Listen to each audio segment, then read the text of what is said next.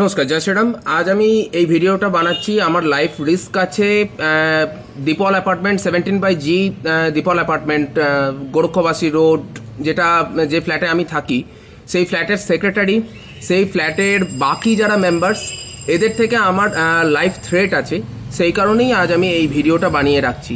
যদি আমি কোনোভাবে কনস্টিটিউশনাল বিহেভিয়ার করার পরেও আনকনস্টিটিউশনাল জাজমেন্ট পাই, যদি আমি আনকনস্টিটিউশনালি আমাকে এখানকার লোক আর্টিকেল 21-এর ভায়োলেশন করে right to dignity of life and murder করে দেওয়ার চেষ্টা, as usual you can understand কি আমি কি বলতে চাইছি। আপনারা দর্শকরা জেনেই থাকবেন যে article 21 of the Indian constitution provides for right to life, right to dignity of life and আমার নিজেরও অধিকার আছে। আজ আমার 31 বছর বয়স, কিন্তু আমি ট্যাক্স পে করি, আমি ভোট দিই, এত কিছুর পরেও আমার যদি কোনো রকম ভ্যালু এই ফ্ল্যাটের লোক, যেটার মালিক আমার বাবা হওয়ার সত্ত্বেও, ওরা আমার মা বাবাকে ডেকে বা আমার এখনো অবধি আমার মায়ের সাথে তেমন এদের কোনো ইন্টারাকশনস হয়নি, বা আমার মাকেও এরা ব্লক করে রেখে দিয়েছে মোবাইলস বগেরা থেকে, কিন্তু আমার বাবা টোটালি এদের পক্ষে গেছে। অ্যান্ড যাওয়ার পেছনে কারণ অন্য কিছু নয়, আমার বাবা আনপাড় গাওয়ার অ্যান্ড লেখাপড়া কিচ্ছু করেনি কোনো দিন। সত্যি কথা বলতে গেলে কোনো রকম কনস্টিটিউশনাল নলেজ ওনার নেই। অ্যান্ড আমাকেও জবরদস্তি করেছে, ব্ল্যাকমেল করেছে। আমার কাছে হোয়াটসঅ্যাপের সমস্ত মেসেজের স্ক্রিনশটস রয়েছে। বিগত 1-1.5 বছর শুধু নয়, 2024 সাল থেকে এই ফ্ল্যাটের লোকজন, দীপল অ্যাপার্টমেন্ট 17/G লোকজন দমদমের আমাকে কনস্ট্যান্টলি মেন্টালি হ্যারাস করে গেছে, রাইট টু লাইফের ভায়োলেশন করেছে, and totally article 15, 14, 19 right two freedom of speech and expression সব কিছু এরা ভায়োলেট করেছে, সাপ্রেস করিয়েছে। আমার কথার কোনো মূল্য দেয়নি। আমি যতগুলো দাবি করেছি, আমি মেনটেনেন্স ফি দিচ্ছি, হ্যাঁ মেনটেনেন্স ফি আমার বাবা দেয় বলে আমার কথার কোনো ভ্যালু নেই, এই কথাটা এরা বলেছে। বিকজ আমি কোনো মানুষের পর্যায়ে পড়ি না, এটা ওরা প্রুফ করে দিয়েছে। 2025 সাল অবধি, যতকাল অবধি তরুণ কুণ্ডু, আমি নাম করে বলছি, তরুণ কুণ্ডু এই ফ্ল্যাটের সেক্রেটারি ছিল, আমি জলের সমস্যা নিয়ে বলেছিলাম বলে আমার সাথে কোনো কথা বলবে না বলেছে, বিকজ আমি এই ফ্ল্যাটের মালিক নই, এটা ক্লিয়ারলি বলে দিয়েছিল। অ্যান্ড দ্বিতীয় হচ্ছে যে এই ফ্ল্যাটের হোয়াটসঅ্যাপ গ্রুপ থেকে আমায় বের করে দিয়েছে, কারণ আমি কনস্টিটিউশনাল কথাবার্তা বলেছি। অ্যান্ড আমি সেই সমস্ত স্ক্রিনশট রেখে দিয়েছি যেগুলো মানে আমার কনস্টিটিউশনাল রাইটসকে ভায়োলেট করা। আমি ওদেরকে ওয়ার্নিং দিয়েছি যে এগুলো কনস্টিটিউশনাল ভায়োলেশন, কনস্টিটিউশনাল রাইটসদের ভায়োলেশন, কিন্তু ওরা এগুলো শোনেইনি। ফান্ডামেন্টাল রাইটস ওরা ওপেনলি বলছে না যে ওরা এই ধরনের আইন কানুন মানেই না, কিন্তু আমি অলওয়েজ প্রুফ করতে পারবো যে এই ধরনের কাজগুলো অল টাইম হয়ে থাকে। যে যখন একটা মানুষ কোনোভাবে কনস্টিটিউশনাল ম্যাটারকে না মেনে তার মানে আমি ধরুন আপনাকে বলছি যে আর্টিকেল 21-এর ভায়োলেশন হচ্ছে, আর আপনি সেটা ভায়োলেট করছেন, তো আপনি ভায়োলেট করেছেন তবেই আমি বলেছি, অ্যান্ড সেটা প্রুফও রেখে দিয়েছি, কিন্তু তারপরেও আমাকে এরা দোষী সাব্যস্ত করতে চাইছে সবাই মিলে। বিকজ এখানে কয়েকটা লোক, আমি যদি পুলিশ কোনো দিন এদের ফোন কল রেকর্ডস চেক করে, কোর্ট থেকে, আদালত থেকে যদি নোটিশ দিয়ে এদের ফোন কল রেকর্ডস চেক করে, অ্যান্ড 2025 সালের আমি প্রুফ করতে পারি তা যে এরা আমার এগেনস্টে চক্রান্ত করেছে, কনস্পিরেসি করেছে, মেন্টাল হ্যারাসমেন্ট করেছে, আমার আর্টিকেল 21, আর্টিকেল 19 সব কিছু ভায়োলেশন করেছে, যদি আমি কোনোভাবে, বাকি এরা আমি জানি না এরা গুন্ডা দিয়ে কিছু করবে কিনা, যদি আমি মরেও যাই তাহলেও আপনারা এই ভিডিওটা যেন শেয়ার করে দেবেন যে এই এলাকায় এই ফ্ল্যাট অ্যান্ড বাকি যারা লোক আছে তারা যেন দোষী সাব্যস্ত হয়।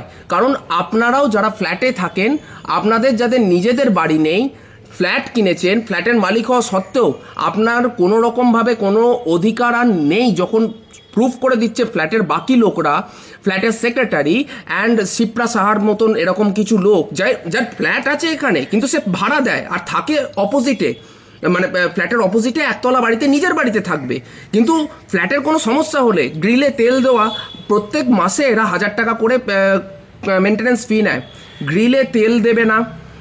আমি যখন বলবো যে পুরো এরিয়াতে পেচল হয়ে গেছে তো ব্লিচিং দিন, তো ব্লিচিং এমন দেবে মনে হবে যেন পানে থুকে গেছে। এরা বলবে যে আমাদেরকে কোনো রকম স্যালারি দেওয়া হয় না, যে ফ্ল্যাটের মেনটেন্যান্স টাকাটা নেওয়া হয়, কিন্তু ফ্ল্যাটের মেনটেন করার জন্য এদের কোনো স্যালারি দেওয়া হয় না। It is an employment right now. আমি এটা প্রুফ করেছিলাম বলে আমাকে গ্রুপ থেকে পর্যন্ত বের করে দিয়েছিল। আমি কনস্টিটিউশনাল কথা বলি বলে আমাকে গ্রুপ থেকে বের করে দিয়েছিল। আমার সাথে এরা কোনো কথাই বলে না, বিকজ আমি কনস্টিটিউশনাল কথা বলি বলে। আমাকে এটা আই থিঙ্ক আর বেশি দিন আমাকে এটা বাঁচিয়ে রাখবেন না, আমি যতটা ফিল করছি। কারণ আমি যদি ধর্মের সাথে থেকে, আইনের সাথে থেকে যদি আমার কোনো রকমভাবে ক্ষতিকারক কিছু হয়ে গিয়ে থাকে, তাহলে কাইন্ডলি আপনারা ভারতীয় জনতা হিসেবে ভারতীয় সংবিধানের মানমর্যাদা রক্ষা করতে যেমন ভাবেই হোক আপনারা বিচার দাবি করবেন, পাবলিক ইন্টারেস্ট লিটিগেশন ফাইল করবেন। আপনাদের জীবনেও যাতে আর কোনোদিন এরকমভাবে কোনো প্রবলেম না আসে আপনাদের কারুর জীবনে। চাহে আমার বয়স কম বলে কয়েকটা বুড়ো লোক আমাকে আর্টিকেল 15-এর আন্ডারে যেমন বলা আছে, there shall be no practice of discrimination on the ground of race, caste, sex, religion and place of birth, কিন্তু ওখানে এজ শব্দটা নেই বলে আমি ইয়াং জেনারেশন বলে কয়েকটা বুড়ো লোক বা আমার চেয়ে বয়সে বড় তারা আমাকে দাবিয়ে দেবে। সেই জিনিসটার থেকে বাঁচতে আপনারাও পারবেন, যুব সমাজও পারবে। অ্যান্ড যুব সমাজের মা বাবা যারা আছেন, যে আপনাদের ছেলে মেয়েদের যদি জীবনের কেয়ার থেকে থাকে, কাইন্ডলি একটু চোখ খুলুন। আর নিজের ছেলে মেয়ের উপরে বা বাকিদের ছেলে মেয়েদের উপরে, কারণ সবাই কারুর না কারুর বাচ্চা ভাই, তাকে যদি এইভাবে হ্যারাস করা হয়, মেন্টাল হ্যারাস করা হয়, মেন্টাল হ্যারাসমেন্ট, আমি একজন সার্টিফাইড ফিটনেস প্রফেশনাল, অ্যাডভান্স নিউট্রিশনের সার্টিফাইড, আমি বলতে পারি যখন এটা আপনি মেডিকেলেও চেক করে নিতে পারেন, যে যখন মানুষের স্ট্রেস ফ্যাক্টর বাড়ে, কর্টিসল লেভেল স্পাইক হয়, মানুষের ইনসুলিন সেন্সিটিভিটি কমে যায়, আর মানুষের সুগার প্রেশারের মতন প্রবলেম এসে যায়। আমার রিসেন্টলি অপারেশন হয়েছে, তো আমার রেস্টে থাকা দরকার, সেই টাইমে পর্যন্ত এরা টর্চার করেছে। ইভেন অ্যাজ শিপ্রা সাহা নেতৃত্ব দেয়, ইভেন অ্যাজ আমি যদি এরপর যদি আমাকে কেউ ফাঁসিও দিয়ে দেয় সত্যি কথা বলার জন্যে, তবে আমি ভগৎ সিংয়ের মতন মরতেও রাজি আছি। তবুও আমি অন্যায়ের সাথ দেবো না, আমি আনকনস্টিটিউশনাল কোনো বিহেভিয়ার করবো না, না তো করেছি, আমি সব প্রুফ করতে পারি। এরপর যদি আপনাদের মনে হয়ে থাকে যে আমি মিথ্যা, আমি খারাপ, আমি রং, আমি আনকনস্টিটিউশনাল, আমাকে মার্ডার করে দেওয়া হয়েছে, তখন আপনারা জানতেই পেরে যাবেন। যদি আমি মরে যাওয়ারও কিছু হয়ে থাকে সেরকম, মানে সেটারও যদি আমি ভিডিও করে আপলোড করে দিতে পারতাম, যদি এরকম কোনো সিচুয়েশন, লাইফ থ্রেটনিং সিচুয়েশনও যদি এসে থাকে, আমি যদি ভিডিও আপলোড করে দিতে পারি, আপনারা দেখবেন যে কারা কারা ছিল। অ্যান্ড সেই গুন্ডাদের সাথে 100% এদেরই লিঙ্ক পাবেন, কারণ এদের এই লোকগুলো থেকেই আমার খাতরা আছে। এই আর্টিকেল 17/G দীপল অ্যাপার্টমেন্ট থেকে একটা মানুষের মেন্টাল হ্যারাসমেন্ট, মেন্টাল অ্যাগনি 1 বছরের উপর হয়ে গেল, রেগুলার এরা constantly different types of ragging করে চলেছে। যেন আমি কোনো নতুন কলেজে ভর্তি হয়েছি, কোনোভাবে আমাকে কলেজ মানে র্যাগিং করাটা এরা একটা বয়স্ক লোক হিসাবে এরা করতে চাইছে। আমি যদি মরে যাই, কাইন্ডলি আপনারা যেন পাবলিক ইন্টারেস্ট লিটিগেশন ফাইল করবেন, আর তার যেটা জাজমেন্ট থাকবে সেই জাজমেন্টটাকে ল্যান্ডমার্ক জাজমেন্ট বানানোর চেষ্টা করবেন, সুপ্রিম কোর্ট অবধি পৌঁছাবেন। অ্যান্ড অফকোর্স আপনারা যতজন দেখতে পাবেন ভিডিওটা, যত শেয়ার করবেন, 1 টাকা করে হলেও আপনারা যদি চাঁদা দেন, তাহলে একটা ভালো লয়ার হায়ার হয়ে যাবে। কমসে কম 2,000, 2-3,000, 5,000, 10,000 টাকা তোলা আজকে ভারতের জনতার পক্ষে অসম্ভব না। 1 টাকা করে দিলেও পাবলিক ইন্টারেস্ট লিটিগেশন ফাইল করে এটা আপনারা হাইকোর্ট, সুপ্রিম কোর্ট অবধি যেতে পারবেন। অ্যান্ড ওটা ল্যান্ডমার্ক জাজমেন্ট হিসেবে আপনারা সগর্বে বাঁচতে পারবেন, স্বাধীনভাবে বাঁচতে পারবেন।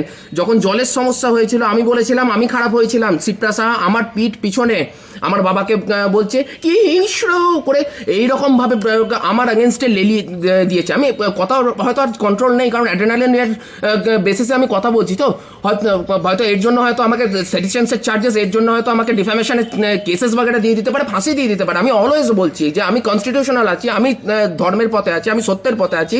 অ্যান্ড স্বামী বিবেকানন্দর কথা অনুযায়ী সত্যের জন্য সব কিছু ত্যাগ করা যায়, কোনো কিছুর জন্য সত্যকে না, এই বেসিসে আজ আমি কাজ করে যাচ্ছি। যদি আমি মরেও যাই, তাহলে আপনারা যেন পাবলিক ইন্টারেস্ট লিটিগেশন ফাইল করবেন, আমি আইনত যতটা পারার করে দিয়ে যাব।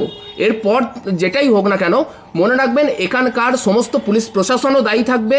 আমি পুলিশ কেস করার পর, বা ওরা যদি পুলিশ কেস করেও, আমার প্রুফগুলো তো দেওয়া থাকবে, আপনারা যেন সেইগুলো বেসিসে কেস করবেন, যাতে আপনারাও ডিগনিটির সাথে বাঁচতে পারেন। বাকি যদি আপনারা মনে করে থাকেন যে ডিগনিটির কোনো দরকার নেই, তাহলে সেটা আপনাদের ম্যাটার, তাতে আমার কিছু করার নেই। কিন্তু আমি যদি মরে যাই কোনোভাবে, সেটা দেখুন, আমি আজকে হিন্দিতে বলতে পারলাম না আজ, কারণ আমার অসুবিধা হচ্ছে, মানে আমাকে এরা মার্ডার করে দিতে পারে, আমার মা বাপকে পর্যন্ত ম্যানিপুলেট করে দিতে পারে।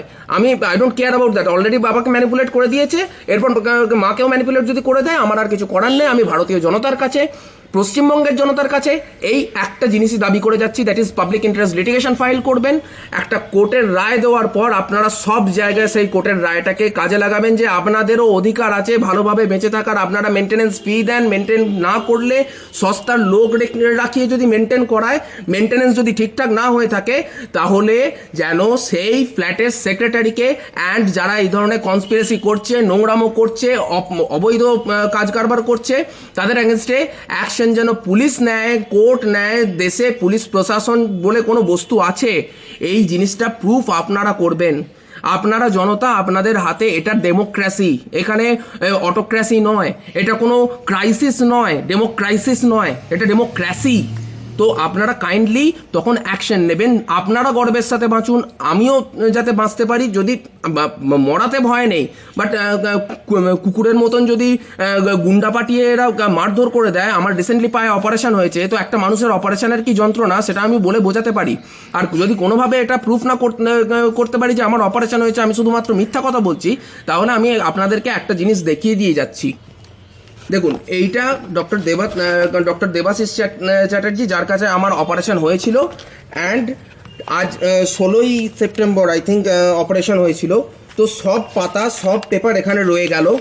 আপনারা এইগুলোরও পরে স্ক্রিনশট নিয়ে কেস করতে পারেন। অ্যান্ড কেসের পর সেটা ল্যান্ডমার্ক জাজমেন্ট হিসেবে রেখে দেবেন সেই কেসের ফাইলে। দেখুন, এটা ডিসচার্জ পেপার। ওরা আমাকে অপারেশনের পরেও, আমি এখান থেকে থার্ড ফ্লোর থেকে চাবি নিচে নামাবো যাতে আমার ঘরে কাজের লোক না আসতে পারে, আমাকে দেখাশোনার জন্য কোনো মাসি না আসতে পারে, ওরা গাড়ি দাঁড় করিয়ে রেখে দিত। তাও আবার যতটা শুনেছি, হয় শিপ্রা সাহার ভাড়াটে, নয় শিপ্রা সাহার বাড়িতে যারা ফিজিওথেরাপি করতে আসে ওরা।